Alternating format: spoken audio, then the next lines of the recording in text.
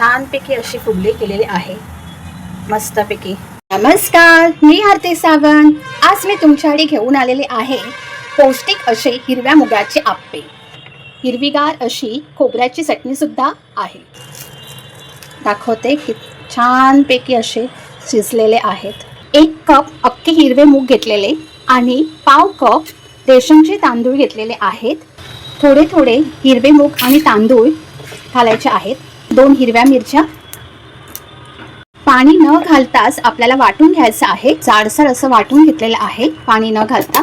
आता आपल्याला थोडंसं पाणी घालून अगदी इडलीसाठी आपण बॅटर बनवतो बारीकही नाही आहे, रवाळ असं वाटलं गेलेलं आहे। हे बॅटर काढून घेते। 20 मिनिटं झाकून ठेवायचं आहे। चवीनुसार मीठ, मोठा कांदा मध्यम आकाराचा कट केलेला आहे मिक्स करून घेऊया। खायचा सोडा घालायचा आहे, पण पूर्ण बॅटरमध्ये आपल्याला घालायचं नाही, ते तुम्हाला सांगते। तुम्हाला टम्म असे फुगलेले आप्पे हवे असतील 2 चिमूटभर घ्यायचं आहे खायचा सोडा आणि लगेचच ॲक्टिव्ह करायचा। आणि प्रत्येक साच्यामध्ये तेल घालत आहे। खायचा सोडा घातल्यामुळे आपल्याला जास्त वेळ घालवायचा नाही आणि प्रत्येक साच्यामध्ये आपलं मुगाचं बॅटर घालायचं आहे। आता आपल्याला झाकण ठेवायचं आहे आणि शिजवायचं आहे। 15 मिनिटं झालेली आहेत, पण पलटून घेऊया। असे टम्म असे फुगलेले आहेत, तुम्ही बघू शकता। सगळेच आप्पे एकदम सहज निघालेले आहेत। एकदम खरपूस असे आप्पे झालेले आहेत।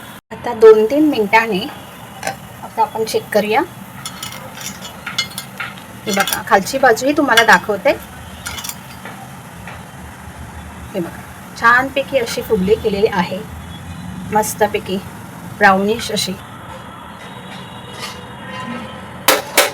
मस्तपैकी असे झालेले आहेत, तुम्ही बघू शकता।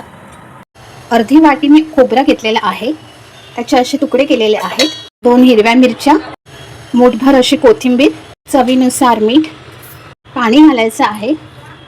खोबऱ्याची चटणी एकदम बारीक वाटून घेतलेली आहे।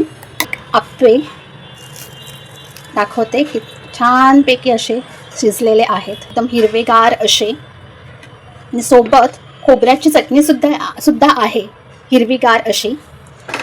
तर संपूर्ण व्हिडिओ बघा, तरच सगळ्या गोष्टी समजतील। तर व्हिडिओ आवडल्यास माझ्या अन्नपूर्णा चॅनलला सबस्क्राईब करा आणि बेल आयकॉनला क्लिक करा।